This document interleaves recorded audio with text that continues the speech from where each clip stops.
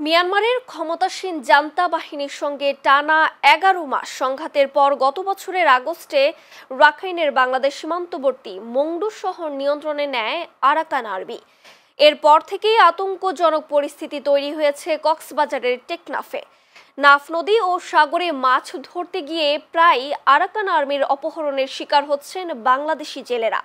সবশেষ মাত্র ৯ দিনের ব্যবধানে ৫১ বাংলাদেশি জেলেকে অস্ত্রের মুখে অপহরণ করে মিয়ানমারে নিয়ে গেছে আরাকান আর্মি।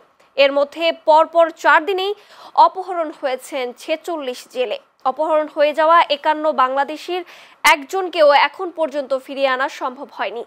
গত ১৭ আগস্ট থেকে ২৬ আগস্ট পর্যন্ত এসব অপহরণের ঘটনা ঘটে। এর মধ্যে সবশেষ ২৬ আগস্ট টেকনাফের নাফ নদীর মোহনা থেকে ২টি মাছ ধরার ট্রলার সহ ১৩ জেলেকে ধরে নিয়ে যায় আরাকান আর্মি।